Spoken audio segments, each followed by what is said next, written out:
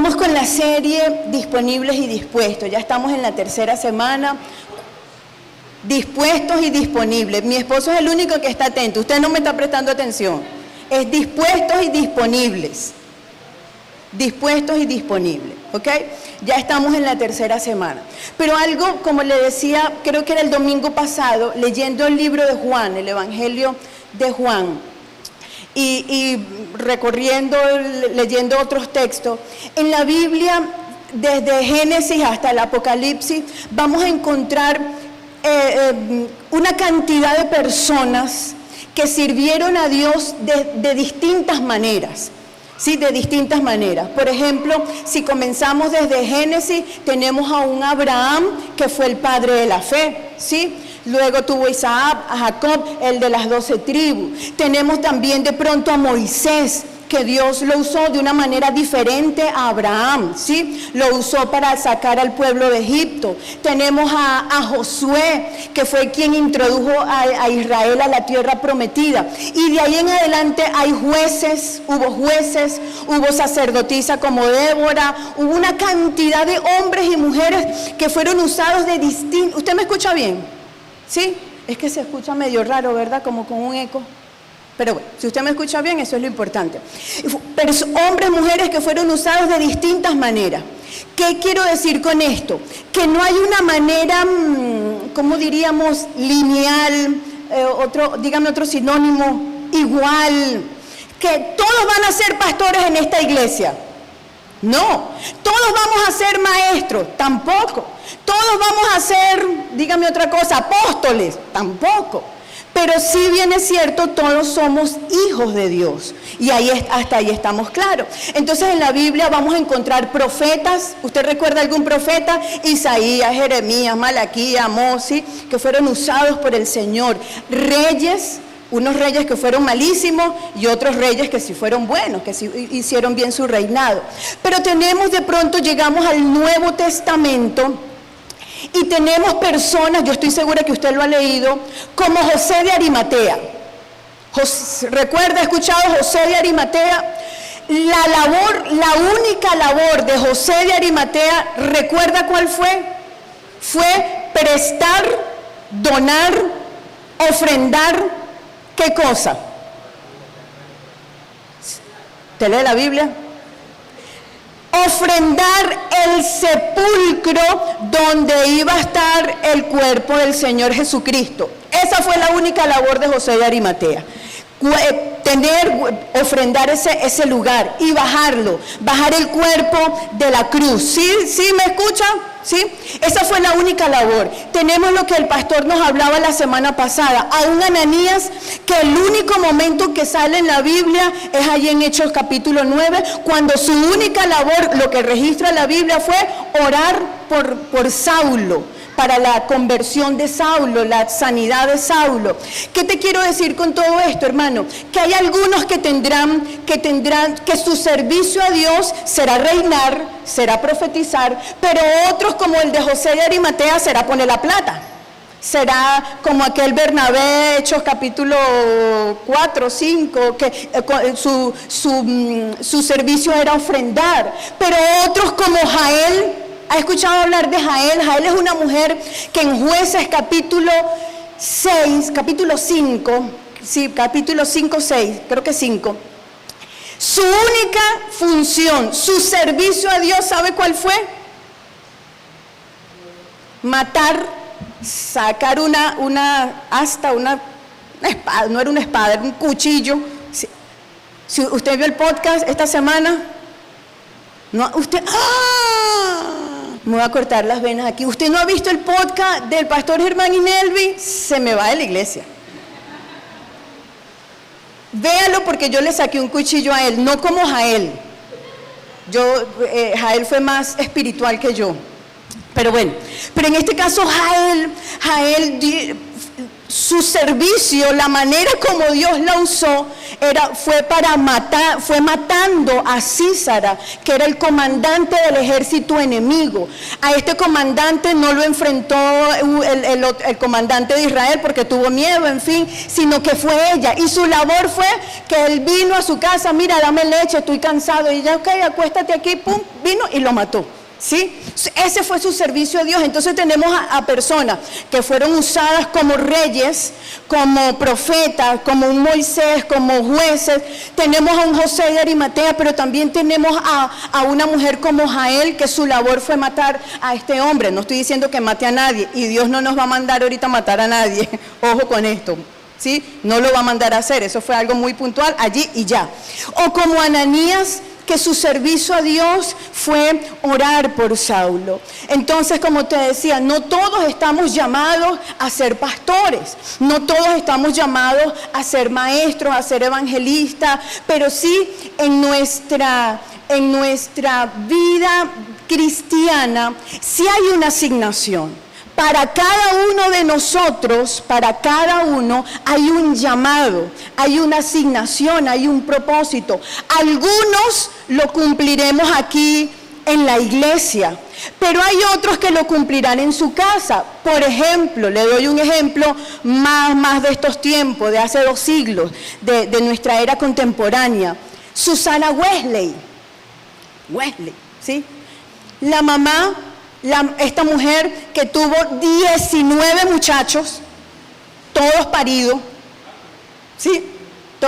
Un esposo que era un predicador, sí, excelente, pero era un hombre que se endeudaba, era un hombre que financieramente no se manejaba bien, que muchas veces ella tuvo que económicamente ayudarlo a estar, ¿cómo se dice?, atender su casa con los 19 muchachos, atender al marido, que como marido no era tan, sí, económicamente no era tan bendecido, muchas veces se quedó sola, pero la labor de Susana Wesley, ¿sabe cuál fue? Fue levantar, que al final murieron 9 hijos, pero se quedó con 10, igual 10 es bastante. Pero su labor, su asignación, ¿sabe cuál fue? Fue levantar a sus hijos en el temor a Dios. De esa camada de muchachos, de esa manada de muchachos, salieron 2, que es John Wesley y Juan y Carlos, ¿sí? Carlos fue el mayor escritor de himnos que cantamos hoy, fueron escritos por él. Y Juan Wesley ha sido uno de los mayores predicadores de la historia. Y todo eso, ¿sabe por qué fue? Porque hubo una mujer que entendió su asignación. ¿Cuál era su asignación? Levantar a sus hijos en el temor a Dios. Levantar a sus hijos en ese servicio a Dios. Y ella no lo hizo dentro de una iglesia. De hecho, ella dirigía un grupo de vecinos que venían a ella y ella le compartía la palabra. Pero ella ahorita no se distingue, no se habla de ella por lo que ella hizo con este grupo de vecinos, no, se habla de ella por lo que ella hizo con sus hijos y por ser la madre de Juan y de Carlos Wesley. Entonces, ¿qué te quiero que tú entiendas? Que hay muchas maneras de servir a Dios. Muchas maneras de hacerlo. Unos, te repito, lo haremos dentro de la iglesia, los de alabanza, los de protocolo, pero otros lo tendrán que hacer afuera. Lo harán afuera también. Para algunos será algo visible que todos verán, que será evidente, pero para otros será algo que nadie verá y nadie sabrá. Pero tú sí sabrás que lo estás haciendo para Dios. Y obviamente Él sabrá que tú lo estás haciendo para Él. Me va a acompañar a Mateo capítulo 11. Mateo capítulo 11. Porque el Señor Jesús, entendiendo todo esto y entendiendo que obviamente somos hijos y que cada uno tiene una asignación, cada uno tiene un propósito. En el capítulo 11, Juan el Bautista estaba encarcelado. Porque hoy vamos a hablar de Juan el Bautista, ya te voy a dar el nombre de la prédica. Juan el Bautista estaba encarcelado. Algunos comentaristas dicen que la personalidad de Juan el Bautista no es Juan el Evangelista, ojo, Juan el que escribió el Evangelio era el apóstol, Juan el Bautista era otro. Juan el Bautista tenía una personalidad muy arisca, muy antipático, pues, muy odioso. Generación de víboras, cuando nadie decía eso. Ustedes hagan frutos dignos de arrepentimiento, el hacha está puesta. Sí, él era así muy frontal, muy radical. Y llegó un momento cuando él se enfrentó al tetrarca Herodes y le dijo que era la máxima autoridad, y la máxima autoridad romana. ¿Ok? Y le dice, mijito, Juan el Bautista, así todo, usted está haciendo mal en su matrimonio, usted está cayendo en adulterio, usted está no sé qué, y lo meten preso, ¿sí? Lo mete preso Herodes. Y cuando él está allí preso, él tenía sus discípulos lo fueron a visitar, y ya había escuchado, obviamente ya él había visto al Señor Jesús, ya lo había bautizado, pero comienza a escuchar toda la manera como Jesús comenzó a hacer el ministerio, que no era para nada lo que ellos esperaban. Y entonces Juan el Bautista manda a sus discípulos y dice, vayan a donde el Señor Jesús, y pregúntenle si Él es el Cristo. O sea, el mismo Juan estaba dudando. Pregúntenle si Él es el Cristo o si tenemos que esperar a otro. Y ellos van, le preguntan, el Señor comienza a decir, a hablar, a predicar, y llega el versículo 11 de Mateo. ¿Lo tiene? Dice el Señor, de cierto les digo, entre los que nacen de mujer, no se ha levantado otro mayor que Juan el Bautista. Saliendo esto de la boca del Señor Jesús, dice, de la gente que ha nacido hasta ahora, no ha nacido nadie que se le asemeje, que le llegue el talón a lo que ha sido Juan el Bautista. Yo les pregunto, ¿será que el Señor Jesús no supo lo que hizo Moisés al sacar al pueblo de Egipto? Porque está poniendo a Juan el Bautista mayor que Moisés. El Señor Jesús no supo que Abraham era el padre de la fe, no supo que David tenía el corazón conforme al de Dios, no supo que Josué introdujo a Israel a la tierra prometida. ¿Qué cree usted? ¿Lo sabía o no lo sabía? Por supuesto que lo sabía, porque Él era Dios. Él era Dios. Y sin embargo, Él está diciendo aquí, no ha nacido nadie que sea capaz de igualarse a Juan el Bautista. Pero mire la frase que sigue. Siga leyendo. Dice, pero el más pequeño en el reino de los cielos, mayor es que él. Y yo creo que allí está hablando de nosotros. Que allí está hablando de nosotros, los que íbamos a creer, haciéndonos saber que obviamente no le vamos a igualar a Juan el Bautista, lo que hizo, a su obra, su llamado, ¿sí? Pero sí está diciendo que la obra que nosotros podemos hacer sí va a ser vista, que nosotros sí tenemos algo, al igual que Juan el Bautista, también tenemos algo que hacer, que ofrecer, cómo servir al Señor. ¿Cuántos están conmigo? Amén. ¿Cómo se llama el mensaje de hoy? Hay una asignación para ti. Hay una asignación para ti. Y te quiero hablar de 3 cosas que yo veo, porque como te decía, leyendo Juan, voy entonces a Mateo, voy a Marcos, a Lucas. La vida de Juan el Bautista en estas últimas 2 semanas me ha ministrado mucho. Lo he leído montones de veces, pero esta semana me ha ministrado mucho, y un poco de lo que Dios me ha hablado es lo que te quiero compartir. ¿Qué ocurrió con Juan? Se va a ir conmigo. Usted sabe que cuando yo predico, usted va a moverse por toda la Biblia. Tiene que aprender. Vaya conmigo a Lucas capítulo 1. En Lucas capítulo 1 están los padres de Juan, Zacarías y Elizabeth. Zacarías y Elizabeth. Zacarías era sacerdote. Zacarías cumplía una misión, un servicio dentro de la sinagoga y lo cumplía por un año. Cada sacerdote ejercía su sacerdocio por un año y este era el turno de Zacarías. Elizabeth, por su parte, venía de la tribu de Aarón, es decir, que también venía de una familia que servía a Dios, de una familia sacerdotal. Se levanta como un día normal, un domingo normal, Zacarías a hacer su servicio y en medio de eso se le aparece un ángel. Zacarías y Elizabeth ya mayores, en edad bien avanzada y sin hijos. Y este ángel se le aparece, no lo vamos a leer completo, y le dice: no temas, versículo 13, 1:13, no temas porque tu oración ha sido oída. Esta gente oraba por un hijo. Tu mujer Elizabeth te dará a luz un hijo y llamará su nombre Juan. Tendrás gozo, será grande, no beberá vino, será lleno del Espíritu Santo aún desde el vientre. Y yo veo que cuando ya en otros textos en el Evangelio, por ejemplo, lo tengo ahí mismo en capítulo 1 de Lucas, pero el versículo 80, el último versículo, dice: y el niño crecía y se fortalecía en espíritu, imagínense, desde niño, y estuvo en lugares desiertos hasta el día de su manifestación en Israel. Yo veo que lo primero que hizo Juan, que ocurrió con Juan, es que él aceptó su llamado. Él entendió que Dios lo había llamado aún antes de nacer. Porque fíjate, cuando él ni siquiera había concebido Elizabeth, ya Dios estaba prometiendo: vas a tener un hijo, lo vas a llamar Juan y él será grande, yo lo voy a usar, estará lleno.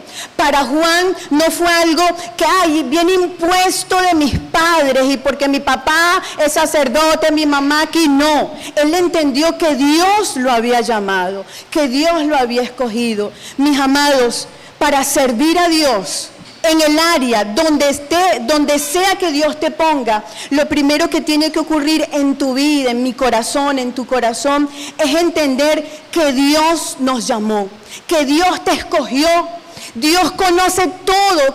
¿Tú crees que Dios no sabe lo que pensamos hace ratico? Dios no conoce lo que tú estás pensando ahorita. Dios no sabe lo que tú hiciste en la semana.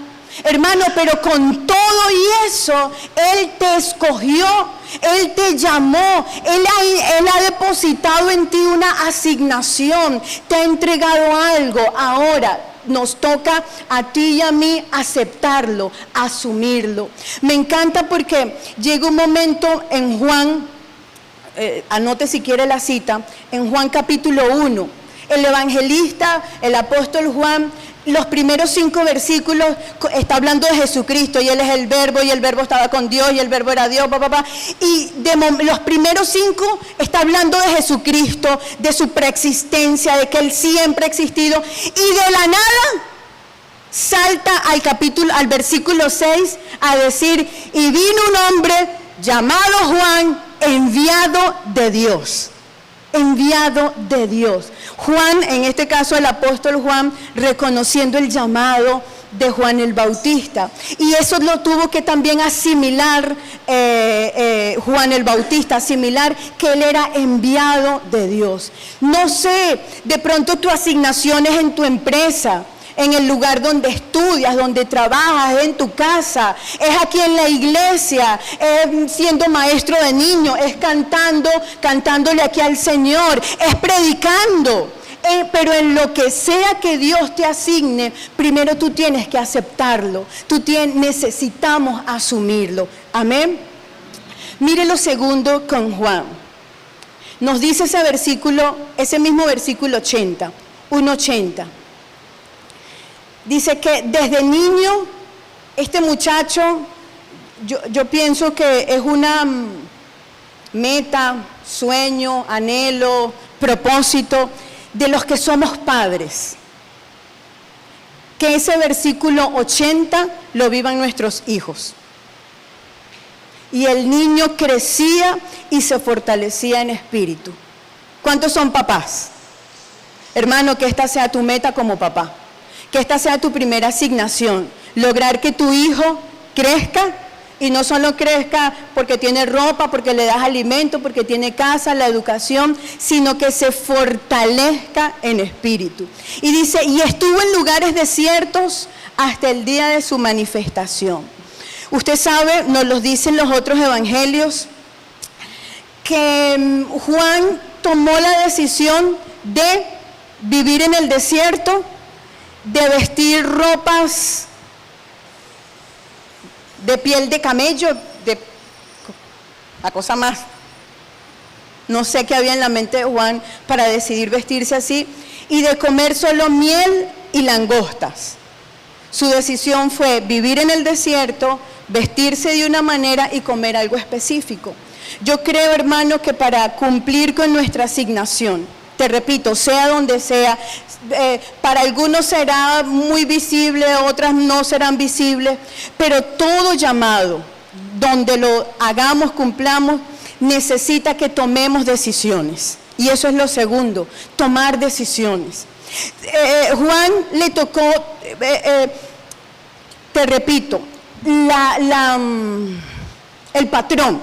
el patrón que tenía que seguir Juan era cumplir el sacerdocio. ¿Cómo era recuerde que el sacerdocio era una vez al año, tenían que vestirse de una manera. Usted recuerda por allá en Éxodo que era las túnicas con la cuestión con las 12 piedras aquí, la filartelia, la cosa donde tenían los versículos, la cuestión aquí en la frente que decía apartado, santificado para Dios, la cosa aquí, sí, y tenía, o sea, a Juan le tocaba continuar por herencia de su papá y de su mamá, le tocaba continuar ejerciendo ese sacerdocio.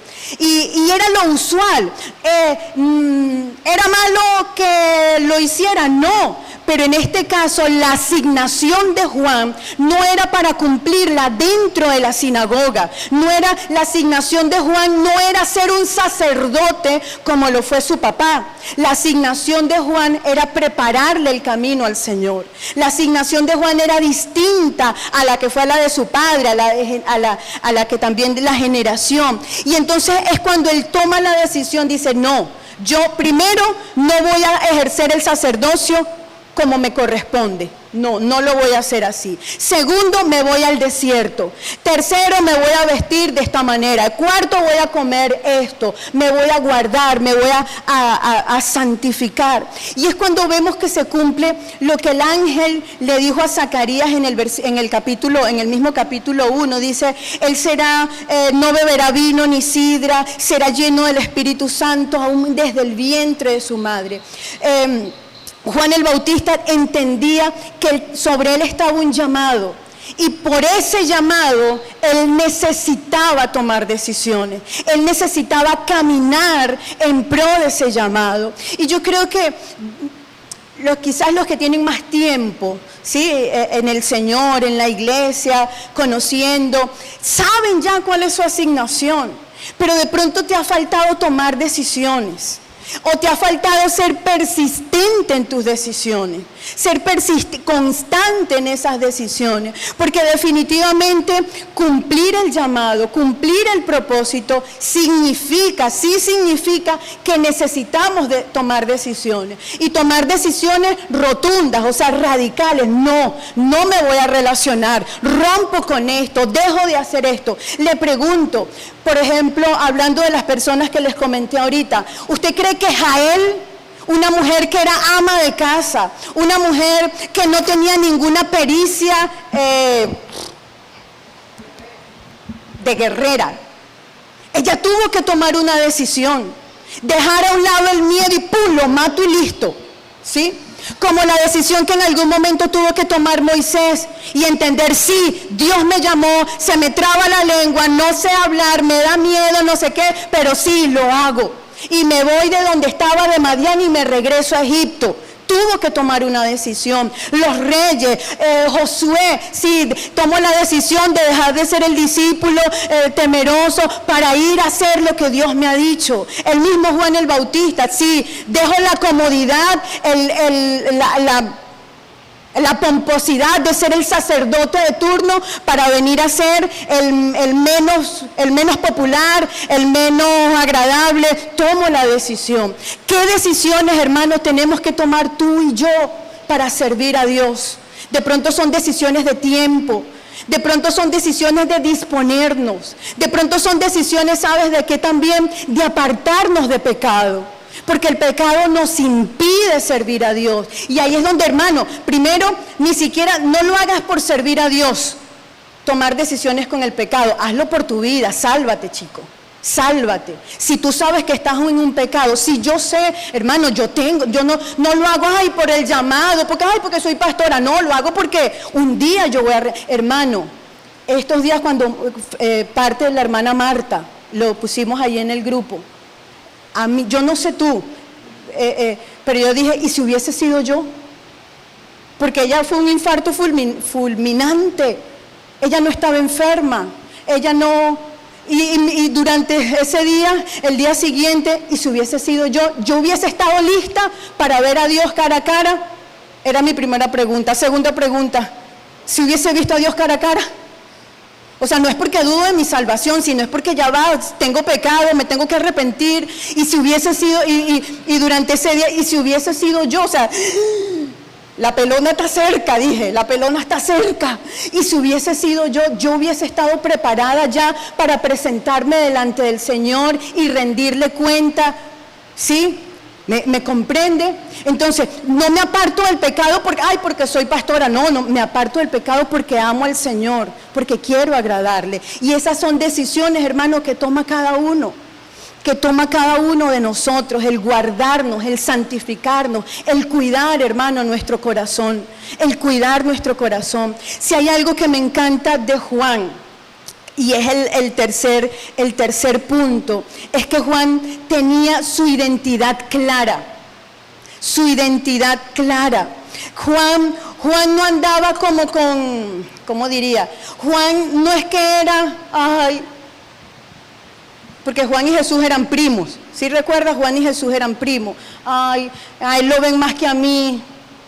Ay, Simón y Pedro eran las mismas personas. El hermano, Andrés y, Simón y Andrés, Simón que luego fue Pedro.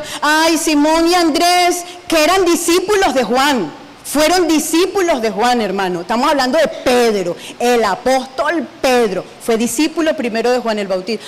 Prefirieron estar con el Señor, me dejaron a mí. Juan tuvo siempre su identidad clara, pero ¿tú sabes por qué? Porque él sabía quién lo había llamado. Él sabía quién era en Dios.